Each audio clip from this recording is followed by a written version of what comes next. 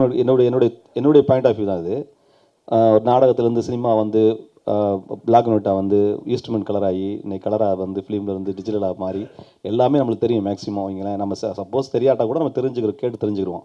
ஒரு காலகட்டத்திலையும் ஒளி படம் பார்த்ததுலேருந்து தூரதர்ஷனில் ஞாயிற்றுக்கிழமை ஒரு படம் பார்த்ததுலேருந்து இப்படி காலங்கள் மாறி மாறி தான் வந்திருக்கு. அப்படிங்கிற பட்சத்தில் நம்ம எதெல்லாம் வந்து இது செய்யக்கூடாது அப்படின்னு ஒன்று இருக்கும்ல, அதை வந்து அடுத்த ஒரு 10-20 வருஷத்துக்கு பிறகு செய்கிற மாதிரி ஆகும். இப்போ ஒரே படத்தில் 20 பாட்டு இருக்கும், அந்த பாட்டு வந்து ஒரு 5 பாட்டாக மாறிச்சு, அதுக்கப்புறம் பாட்டு தேவையான்னு மாறிச்சு, இப்படி மாறிக்கிட்டே வருதுல்ல. அந்த மாதிரி மாற்றம் ஒன்றே மாறாது, சினிமாவும் இன்க்ளூட் தானே அதில்.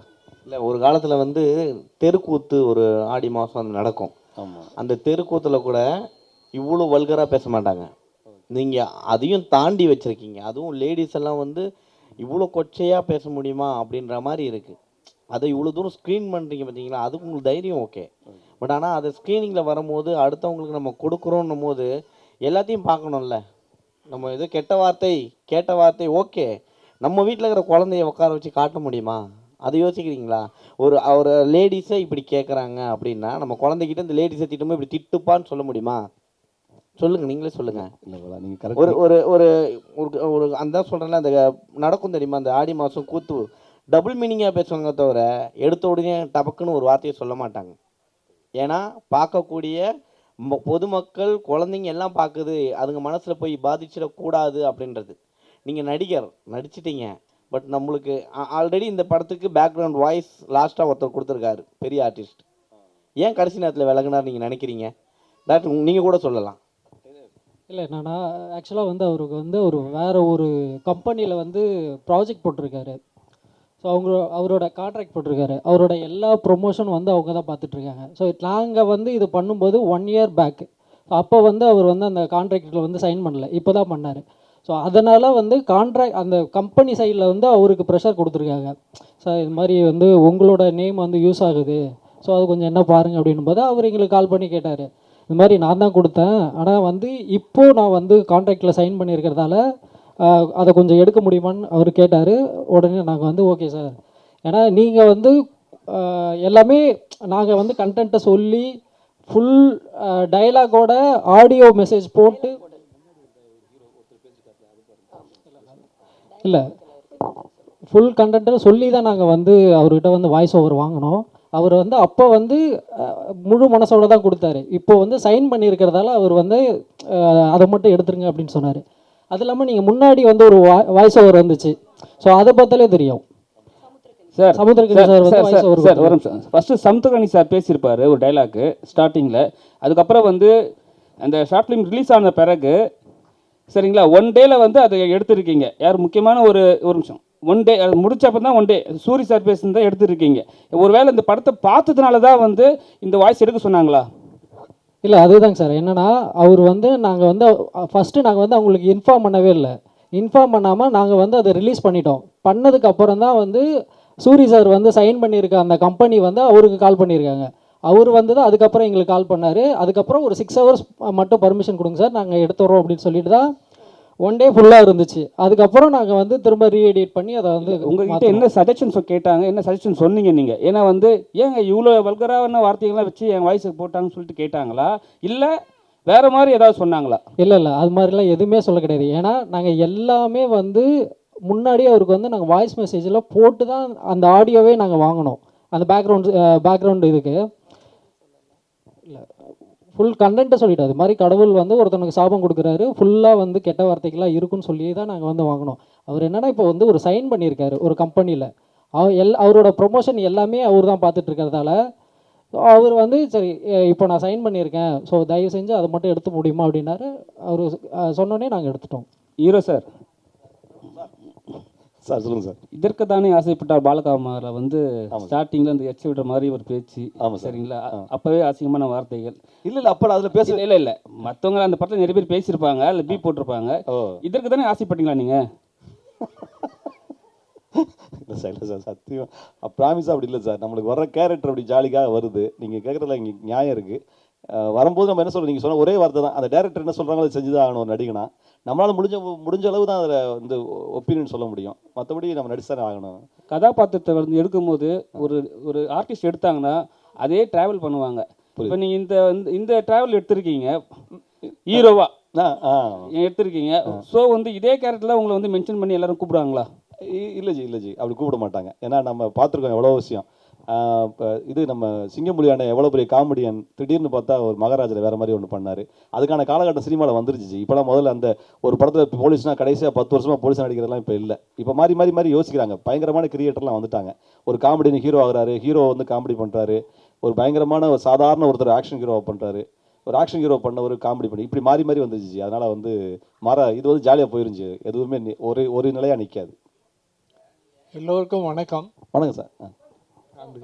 எல்லோருக்கும் வணக்கம். வணக்கம் சார். என்னை வந்து ஒரு 70 வயசுக்கு பின்னோக்கி கொண்டு போயிட்டீங்க.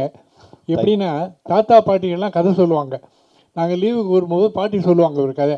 நல்ல வார்த்தைகள் பேசணும், பொறாமல் இருக்கக்கூடாதுன்னு. அப்போ என்ன இருந்தாங்க, 2 ஹஸ்பண்ட் அண்ட் ஒய்ஃப் ரொம்ப சண்டை போட்டுட்டு ஹஸ்பண்ட் வந்து சோத்த மூட்டையை கட்டின்னு போகிறான், சம்பாதிச்சின்னு வரேன்னு. போய் மரத்தில் கட்டி விட்டுட்டு தூங்குறான் கீழே. பகவான் வந்து அதை சாப்பிட்டுட்டு வரம் கொடுக்குறார். என்ன வரம் கொடுக்குறாருன்னா, 3 தேங்காய் உடைக்கணும், நீ என்ன நினச்சின்னு உடைக்கிறியோ அது நடக்கும்னுட்டு. உடனே அவன் போகிறான், போய் தேங்காய் வாங்கி உடைக்கிறான். உடைச்சி இந்த வீடு பெரிய வீடாகணும், எல்லா வசதிகள்லாம் இருக்கணும், ஊருக்கெல்லாம் சாப்பாடு போடணும்னு போடுறான்.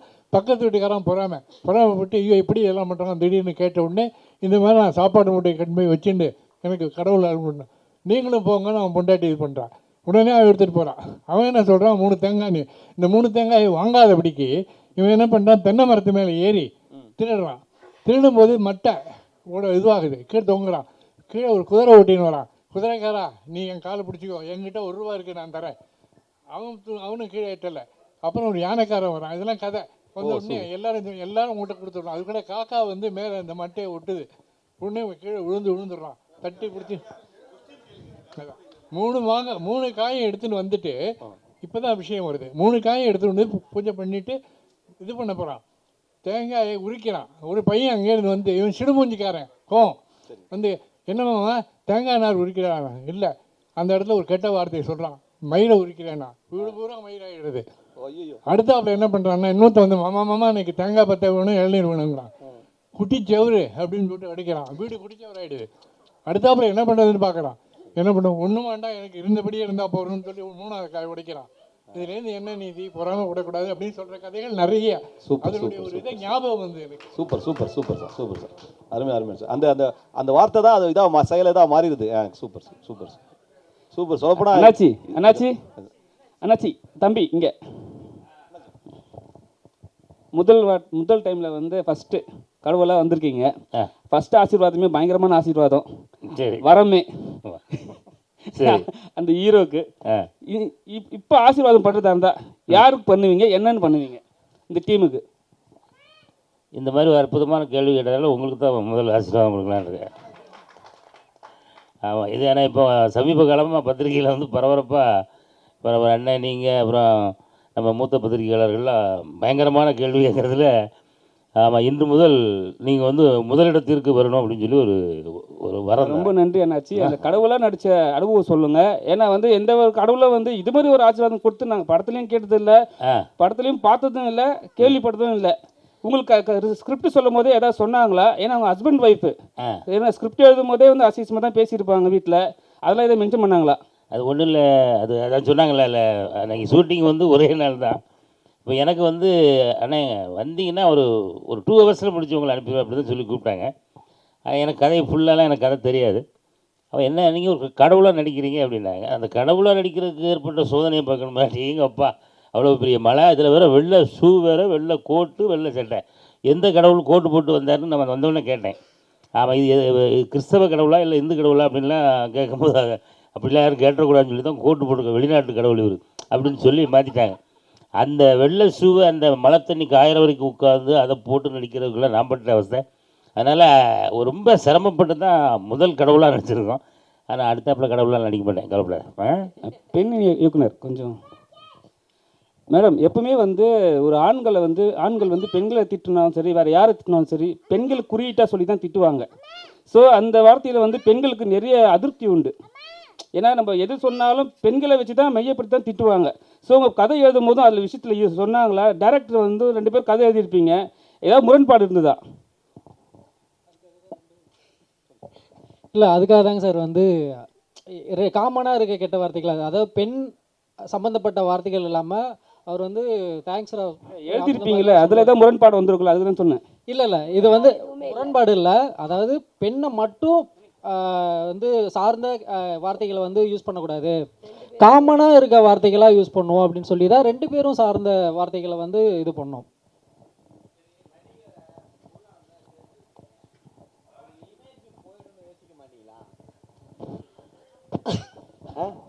அவர் வளர்ந்து வராருல்ல, அவரு எல்லாருமே கஷ்டப்பட்டு வரோம். அது கொஞ்சம் ரொம்ப முக்கியமானது இல்லை. நம்ம எடுக்கிறோம், நம்ம விற்கிறோம், அது பிஸ்னஸ். சினிமா அடுத்தவங்களுடைய இமேஜ்னு ஒன்று இருக்குல்ல, அவங்க உங்களுக்காக அவர் நடிக்கிறாரு. ஆமா இது ஓகேவா? வந்து அதுக்காக நான் கேட்குறேன். ஏன்னா இது அவரை இல்ல, நீங்க இப்படி எங்களுக்காக- எடுத்துறீங்கன்றதுக்காகல்ல. பட் ஃபியூச்சர் என்ன பெரிய ஹீரோ, நடுவில் நல்ல காமெடி பண்ண ஆரம்பிச்சிருக்காரு. இப்போதான் அப்கமிங்கில் வந்துட்டு இருக்காரு.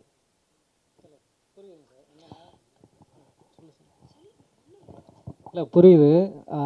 ஆக்சுவலாக வந்து அவரோட முழு இதில் நடித்த எல்லாருமே வந்து நாங்கள் வந்து நீங்கள் வந்து வாங்க வந்து நீங்கள் நடிங்க அப்படின்னு சொல்ல எல்லாருக்குமே வந்து அங்கே ஸ்பாட்டுக்கு வந்ததுக்கப்புறம் முழு கதையும் சொல்லி இந்த மாதிரி இருக்குது, விருப்பம் இருக்கா நடிக்கிறதுக்கு அப்படின்னு சொல்லி எல்லாருக்கிட்டையும் கேட்டுட்டு தான் வந்து நாங்கள் வந்து நடிக்க வச்சோம். ஸோ இதில் வந்து யாரையும் வந்து நாங்கள் வந்து வலுக்கட்டாயமாக இழுத்துட்டு வந்தோ இல்லை வந்து கஷ்டப்படுத்தியோ வந்து தான் நடிக்க வைக்கல. அப்படி உங்களுக்கு தோணி இருந்ததுன்னா தயவு செஞ்சு எங்களை மன்னிச்சிருங்க.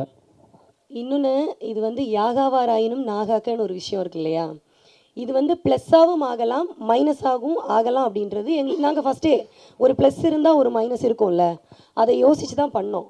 ஆனால் அதே நேரம் எவ்வளோ காலத்துக்கு தான் இன்னும் ஒரு சில வார்த்தைகள் பேசி அந்த பெண்களை பேசுறது, ஆண்களை பேசுறது, பொதுவெளியில் ஒரு குட்டி சோரில் 4 பேர் உட்காந்துருக்காங்க, ஒரு பொண்ணு போனால் எடுத்த உடனே ஒரு கெட்ட வார்த்தையை போட்டு தான் செம ஃபிகர் இல்லைன்னு சொல்கிறாங்க. இந்த மாதிரி ஒரு அட்மாஸ்பியர் இருக்குல்ல, ஒன்று இதை மாற்றணும், இல்லை அந்த இடத்துக்குள்ளே போய் தான் நம்ம சொல்லணும்.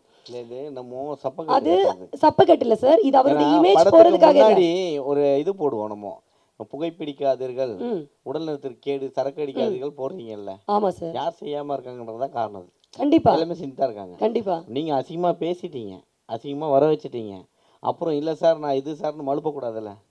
இது மழுப்புறதே இல்லை சார். நான் அதான் ஃபஸ்ட்டே நான் இங்கே பேசும்போதே நான் சொன்னேன், கருத்துக்கள் ஒவ்வொருத்தங்களுக்கும் முரணானது.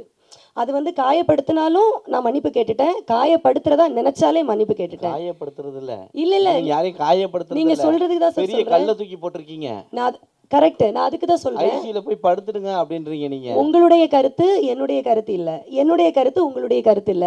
இதை ஏத்துக்கிறதும் இங்க ஏத்துக்காததும் படம் உங்களுடைய பார்த்தவர்கள் இஷ்டம். யாருன்னு நீங்க நினைக்கிறீங்க? புரியல சார். இங்க படம் பார்த்து சிரிச்சாங்க, விழுந்து விழுந்து சிரிச்சாங்க, நீங்க யாரெல்லாம் விழுந்து சிரிச்சாங்க நீங்க நினைக்கிறீங்க? பத்திரிகையாளர் இன்னும் நிறைய பேர் பார்க்கல, மூத்த பத்திரிகையாளர்லாம் பார்க்கல.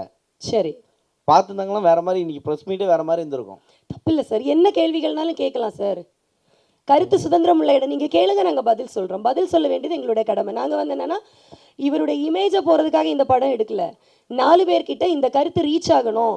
அடித்தட்டில் இப்போ வந்து ஒரு பெரிய இடத்துல ஒரு பாலிஷான ஒரு சூழலில் இருக்கிறவங்களுக்கு அந்த கெட்ட வார்த்தைகள் இருக்காது, காயங்கள் இருக்காது. அந்த சீசன் நம்ம படம் எடுக்கும்போது எப்படி எடுக்கிறோம், A centre, B centre, C centre. C சென்டரை போய் ரீச் ஆகிடுச்சுன்னா நம்ம ஹிட்டுன்னு சொல்கிறோம்ல, அந்த C சென்டருக்கு அந்த வழி தெரியணும்னு நாங்கள் பதிவு பண்ணியிருக்கோம். அந்த வழி தெரிஞ்சு யாராவது ஒரு ஆள் அந்த விஷயத்தை மாற்றினா நல்லது. ஃபார் எக்ஸாம்பிள் இந்த ஸ்டேஜில் ரவி சார் சொன்னாங்க, நான் இனி அது பண்ணக்கூடாதுன்னு நினைக்கிறேன், இது பார்த்தப்போ எனக்கு கஷ்டமாக இருந்தேன்னு. இந்த ஒன்று நாங்கள் விதையாக இருந்துட்டு போகிறோமே, நாங்கள் ஒரு விதையாக இருந்துட்டு போகிறோமே. ஆனால் உங்கள் கணவர் சொல்லும்போது சொன்னார், எங்கள் கமெண்ட்டும் இதே வார்த்தையை திருப்பி போட்டு அனுப்புகிறாங்கன்னாரு. அதுக்கு என்ன அர்த்தம்? அதுக்கு தான் சார் நான் சொன்னேன், கருத்துக்கள் வந்து ஒவ்வொருத்தங்களுக்கு முரணானது. இல்லை உங்களால் திருத்த முடியலங்கிறதான அதை உறுதிப்படுத்துது. அதைத்தான் சொல்கிறேன், ஊர்வாயை மூட ஒலமுடி கிடையாது சார். அதாவது ஒரு சிலர் பேசுவாங்க,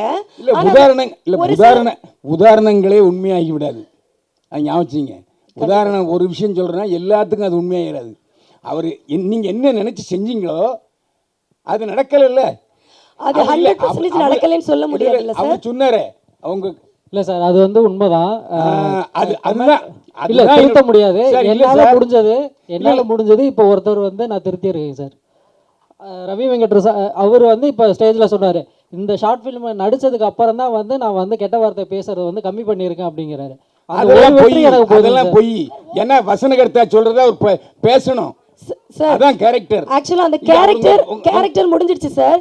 கேரக்டர் ஆக்சுவலா விஜயனுடைய அப்பாவா ஸ்க்ரீன்ல பார்த்து முடிச்சிட்டோம். அதே பர்சன் என்னுடைய மகனை கூட்டிட்டு வந்திருக்கேன்னு சொல்றாரு. இந்த வார்த்தைகள் நான் நிறைய பிரயோஜனப்படுத்தி இருக்கிறேன். என் மகனை கூட்டிட்டு வந்திருக்கிறேன் நானுன்னு அவர் ஒரு இங்க முன்னாடி நின்று ஒரு உதாரணமா நிக்க தேவையில்லைல்ல சார். அந்த ஒரு மாற்றமே இங்க இருந்து ஸ்டார்ட் ஆயிருக்குல்ல. எனக்கு அந்த மாற்றம் இல்லைங்கிறது உங்க கணவரே சொல்லிட்டாரு, அது போதும். அது ஒரு சில கருத்துக்கள் இருக்கு சார். அதான் எல்லாருடைய கருத்துக்களும் மாறுபட்டது. ஒரு சில கருத்துக்கள் வந்திருக்கு, இல்லைன்னு சொல்ல. நானா அதே நேரம் அதுல நிறைய பாசிட்டிவான கருத்துக்களும் இருக்கு. நம்ம பாசிட்டிவா எடுத்துருவோம் சார், நெகட்டிவா விட்டு கடந்து போயிடுவோமே. எதுக்கு நெகட்டிவா நம்ம சொல்லணும்? இல்லை, என்னோட ஆதங்கமே அதாங்க சார். ஏன்னா நாங்கள் வந்து எடுக்கிற கருத்துக்கள் வந்து இன்னும் புரிய மாட்டேங்குது. ஸோ அது வந்து கூடிய சீக்கிரத்தில் வந்து புரியும்னு நினைக்கிறேன். அதுக்கு விதை வந்து அவர் போட்டிருக்காரு. அவர் வந்து இப்போ பேசியிருக்காரு. ஸோ அவரோட பையனை கூட்டிகிட்டு வந்திருக்காரு. நான் வீட்டில் வந்து இவ்வளோ வார்த்தைகள் நான் பேசினேன், இந்த ஷார்ட் ஃபிலிமில் நடித்ததுக்கப்புறம் நான் வந்து பேசக்கூடாதுன்னு வந்து முடிவு பண்ணேன், அதுக்கு சாட்சியாகவே என் பையனையும் நான் கூட்டிகிட்டு வந்திருக்கேன்னு இருக்காரு. ஸோ அதாவது ஒரு மரம் தான் வந்து பிற்காலத்தில் வந்து தோப்பாக மாறதுக்கான வாய்ப்பு இருக்குங்க சார்.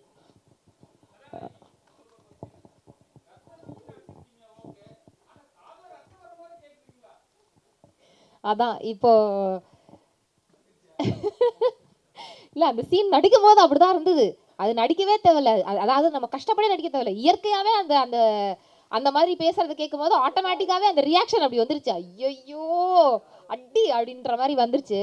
ஸோ நேச்சுரலாகவே அந்த ரியாக்ஷன் வந்துருச்சு.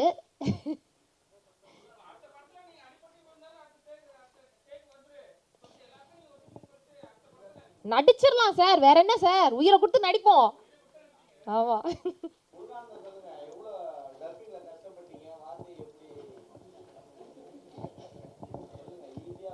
இல்லை, அது வந்து நானே சொன்னேன். ஏன்னா ஒரு ஸ்பாட்டில் வந்து அவர் மட்டும் டப்புன்னு வந்து நிறைய கெட்ட வார்த்தைகள் பேசிட்டாரு அவர். அதாவது நாங்கள் டைலாக்ல எழுதி கொடுத்ததை விட தாண்டி அதிகமாகவே பேசிட்டாரு. ஆமாம், அவர் வந்து சென்ட்ரலில் அண்ணாச்சி கூட வந்து சொன்னார், இவர் பேசுகிறத பார்த்து அவரும் காண்டாகி அவரும் திட்ட ஆரம்பிச்சிட்டாரு. நான் அண்ணாச்சி அப்படி இல்லை, நீங்கள் கடவுள், அவர் எவ்வளோ திட்டினாலும் நீங்கள் அமைதியாக போங்க. ஏன்னா வந்து நீங்கள் தான் வந்து எல்லாரையும் திருத்தணும். ஸோ நீங்கள் வந்து இதை பண்ணிடக்கூடாது அப்படின்னு சொல்லிட்டு அவரை வந்து அதுக்கப்புறம் வந்து பேசாமல், ஆனால் உண்மையாகவே வந்து கஷ்டப்பட்டார் தான். ஏன்னா வந்து வார்த்தைகள் வந்து நிறைய விட்டுட்டார். விட்டதுக்கப்புறம் அங்கே வந்து பார்த்தா இது என்ன வார்த்தை நான் பேசினேனே தெரில. ஏன்னா நாங்கள் மைக்கை வச்சு எடுக்கல, அந்த இடத்துல ஃபுல்லாக கீழே ஃபுல்லாக சகதியாக இருந்ததால் மைக்கு கூட வைக்கல. அவர் மட்டும் பேசிட்டார். அங்கே போனோடனே வந்து வாய்ஸ் கேட்கல. தம்பி நாங்கள் என்னப்பா பேசினேன் என்னன்னே தெரியலையே அப்படின்னு ஏதாவது அடிச்சு விடுங்க. நீங்கள் ஃபஸ்ட்டில் பார்த்தீங்கன்னா லிப்பு வந்து சிங்க் ஆகாமல் இருக்கும். ஏன்னா அவர் அங்கே பேசினது வார்த்தை வேறு, திரும்ப டப்பிங்கில் வந்து பேசின வார்த்தைகள் வேறு. Okay, thank you bro.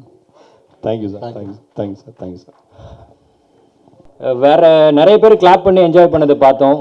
ஏதாவது ஒரு கன்ஸ்ட்ரக்டிவ் ஃபீட்பேக்ஸ் அந்த மாதிரி யாரும் பேசுகிறவங்க யாரும் இருக்காங்களா?